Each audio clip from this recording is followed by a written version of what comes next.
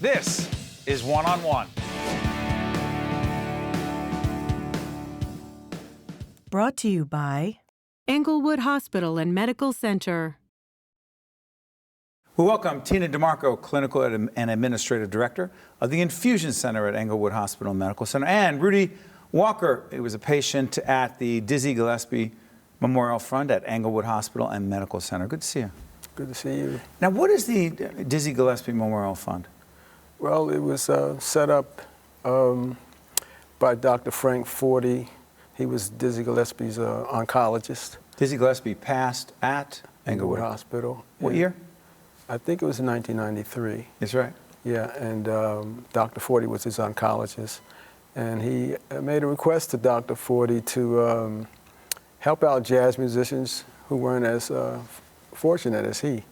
And so they set up this program to help musicians who were... You're a jazz musician. I am, all my life. And in '94, I was in need of a hip replacement. I really had a bad arthritic hip. And I was referred to the Jazz Foundation of America in New York, who then connected me to Dr. Forty, who was Dizzy's doctor. And at that time, the program had, been underway for just about a year. How much did it mean to you? It meant everything to me because I was in excruciating pain, unbearable pain. I came down with rheumatoid arthritis at 11 years old. You're a drummer, too. Yes. So it took a lot for me to, play drums, especially in pain. But, I was determined and developed my skills to be a professional musician. But pain will stop you, and it stopped me several times. But this program is like a lifesaver. I mean, it really saved my life in many ways because I wouldn't have been able to continue. I met Dr. Forty, and he in turn introduced me to Dr. David Feldman, who replaced my hip pro bono. All part of this Dizzy Gillespie initiative at Englewood. Absolutely. Connected back to the Englewood mission to help people in need. Talk about the work that you're doing at the Infusion Center. So we're looking through providing art therapy for patients. Art therapy? Yes.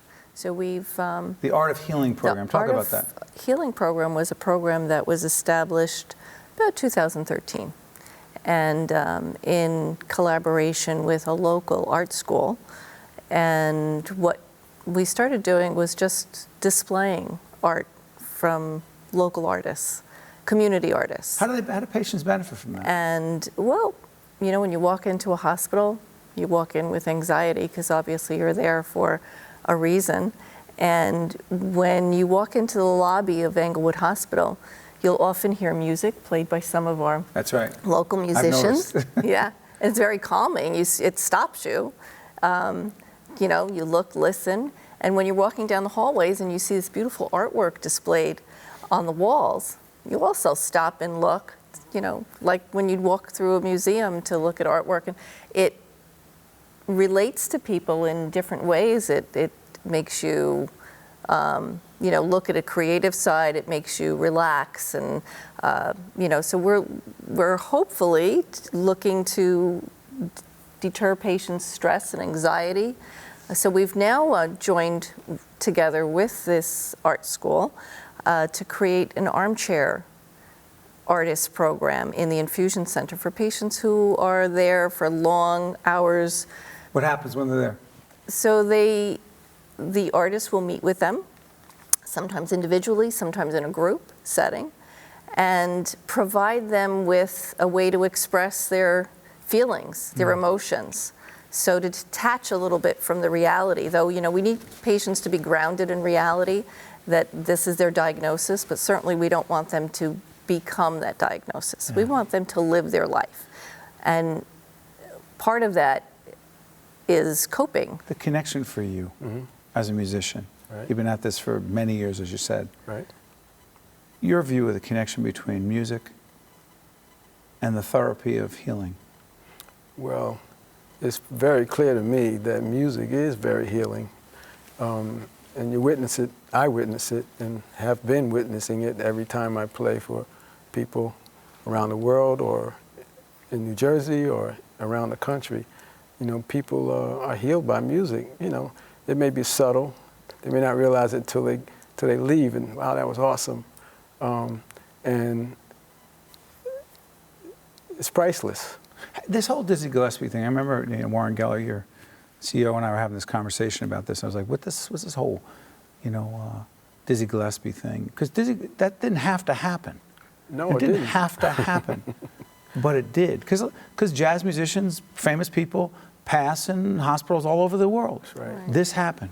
Why do you think that happened?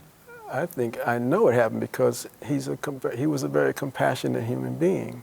He thought about other people, and he knew, or at least he thought that, asking Dr. Forty to do this, that it could come to fruition, and it did.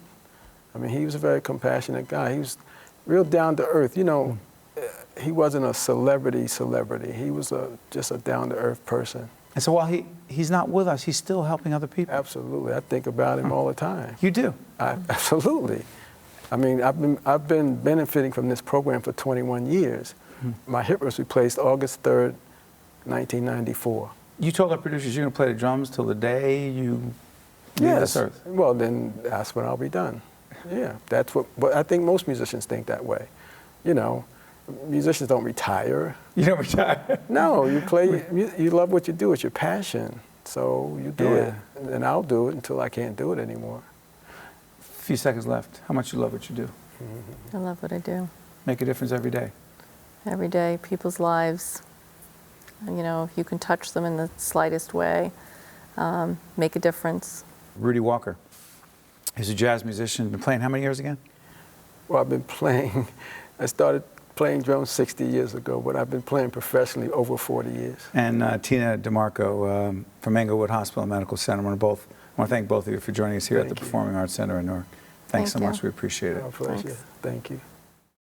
One-on-One with Steve Adubato has been a production of the Caucus Educational Corporation, Also brought to you by New Jersey Sharing Network, the New Jersey Education Association, and by NJ Best, New Jersey's 529 College Savings Plan.